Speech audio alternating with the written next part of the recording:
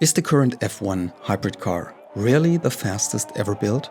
Or hasn't there already been one or two other cars that are faster on a lap? To find that out, I went on a little journey through time, chose a legendary car from each decade since the 1980s, and gave my best to pull the fastest lap out of it. The track is Monza, in the variant between 1976 and 93. From my point of view, a very good compromise to show the strengths and supposed weaknesses of each car generation, as there are many top speed sections, but also slow chicanes and medium to fast corners. One thing I can already reveal: time differences were much smaller than those in car handling.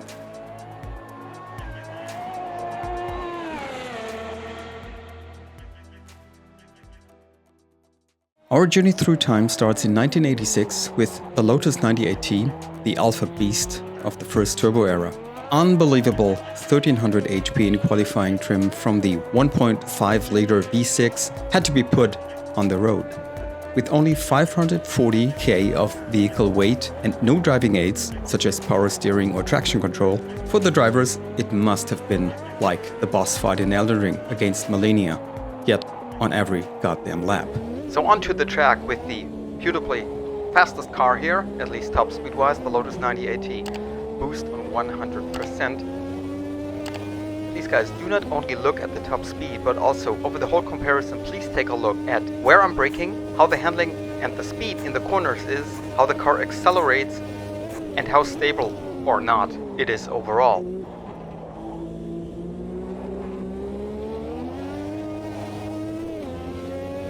So hard to drive this car precisely.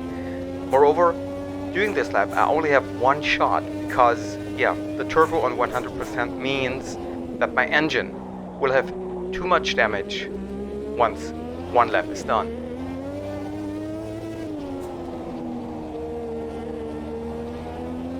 The Lesmos in this version of Monza are pretty fast, which is very much in favor of this car because, well, as you might imagine, this is the least good downforce wise and traction wise, but with the most power. Rather slow and cautious through Ascari, pretty late onto the power that's not even half throttle, and it's only until now I dare to get full onto it.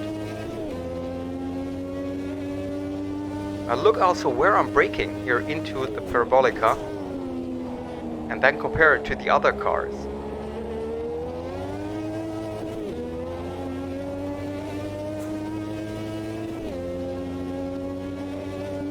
Here I did a 1:27.97. My fastest time overall was a 1:27.60, but that lap I unfortunately did not record, putting me in P6 on the global leaderboard, but so far behind Bruno Bo, who did a 1:18.4.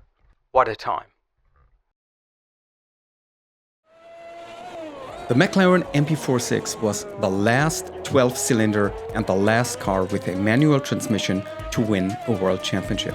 The naturally aspired car weighed in at just 505 kilograms with around 735 HP. In 1991, Ayrton Senna achieved pole position in Monza with it, on exactly the same variant we use here, in a 121.114.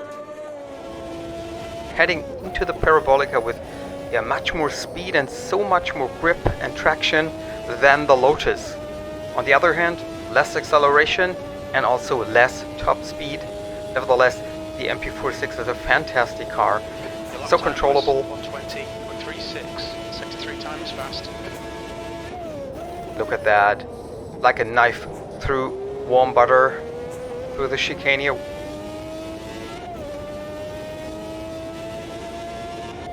Whoops.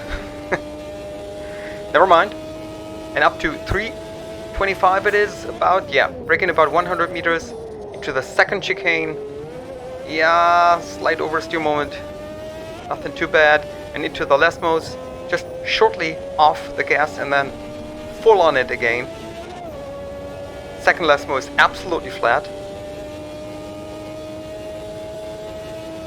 And now we're reaching the top speed for the second time, 331, braking at the 100 meter sign. A bit of rotating and rolling through Ascari and then flat out again for the second half of it.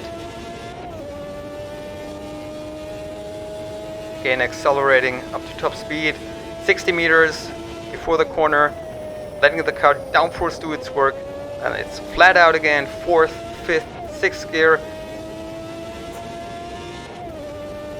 and over the line in a 1:19.9 flat. That was 1:19.90. Good lap. That's your quickest today. My overall best was even a bit quicker and 1:19.719, putting me actually in P1 on the global leaderboard.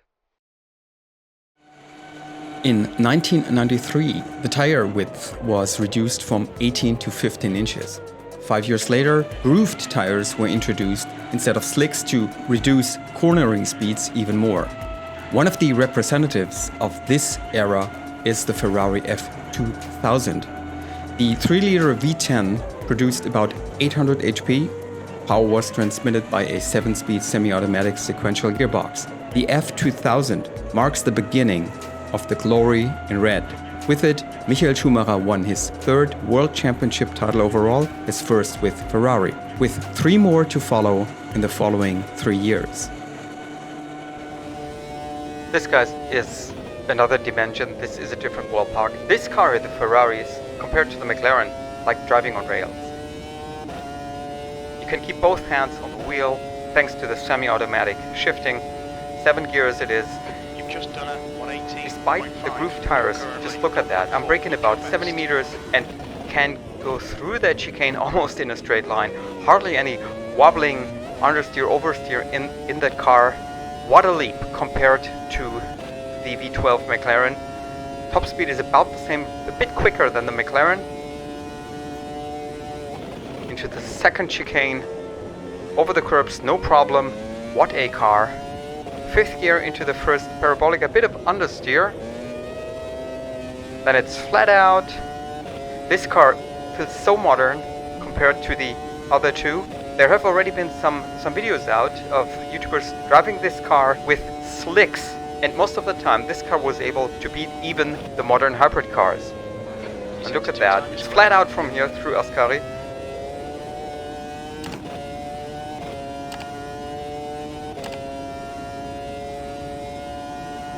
So now, final stage of this lap.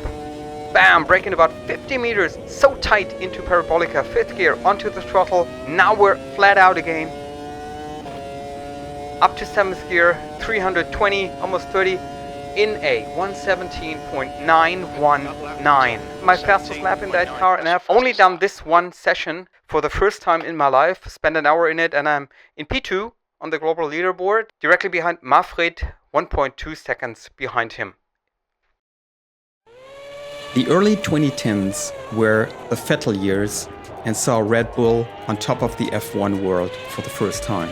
The RB6 got its 750 HP from a naturally aspired 2.4-liter V8 engine. What on paper looked like a step back compared to the 2000s cars was made up by the return to slicks and the further improvement in chassis aerodynamics.